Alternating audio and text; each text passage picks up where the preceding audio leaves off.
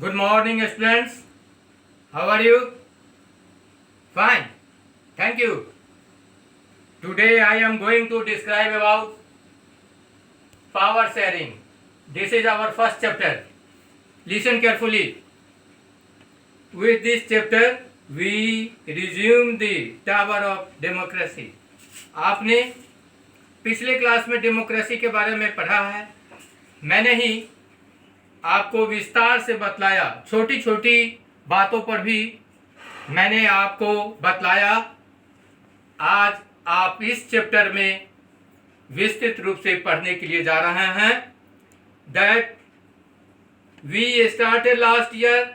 We noted last year that in a democracy all powers does not rest with any one organ. एक आदमी के पास democracy में सारी सत्ता नहीं रहती है. अलग अलग व्यक्तियों के पास, अलग अलग विभागों के पास सारी सत्ता रहती है. An intelligent sharing of power among legislature. Legislature के पास, एग्जीक्यूटिव में, जुडिशियरी में, ये तीन अंग होते हैं डेमोक्रेसी के. और ये तीनों अंग जो डेमोक्रेसी के पार्ट हैं, इन्हीं के संयोग से शासन चलता है. इसमें मैं दो कंट्री का पावर शेयरिंग के बारे में आपको बतलाने के लिए जा रहा हूं. वह है Belgium and Sri Lanka. Belgium in A small country in Europe. Europe is continent. तो बेल्जियम एक छोटा देश है यूरोप कंटिनेंट का. Smaller in area then the state of Haryana. यह हरियाणा से भी छोटा है. हरियाणा भारत का एक राज्य है. It has borders with France, the Netherlands, Germany and the Luxembourg. Belgium का जो पड़ोसी देश है, बेल्जियम की सीमा लगती है फ्रांस से, नीदरलैंड से, जर्मनी से एंड लक्समबर्ग से. It has a population of little over 1 crore, about half the population of Haryana. हमारा जो स्टेट है दैट नेम इज हरियाणा.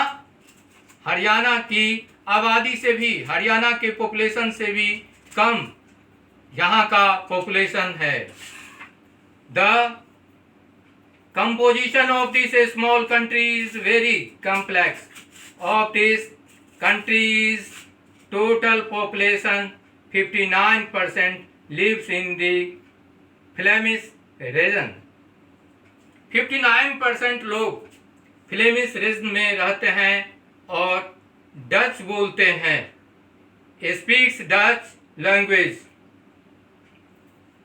वहाँ के लोग डच भाषा, डच लैंग्वेज बोलते हैं.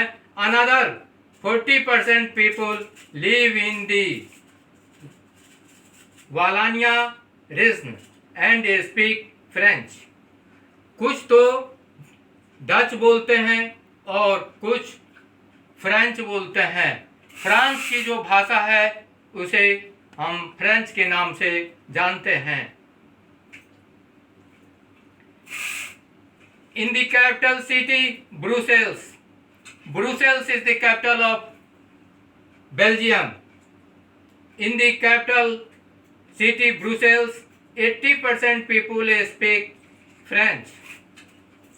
ब्रुसेल्स में 80% जो पीपुल हैं, 80% वहाँ की जो आबादी है वह फ्रांच भाषा बोलती है, फ्रेंच लैंग्वेज बोलती है, विद 20% इन डच स्पीकिंग. और 20% जो है 20% डच स्पीकिंग करते हैं. Have you any problem? No, thank you. The minority French speaking community was relatively rich and powerful. Minority French speaking community वह रिच है, और पावरफुल है. This was resented by the Dutch-speaking community who got the benefit of economic development.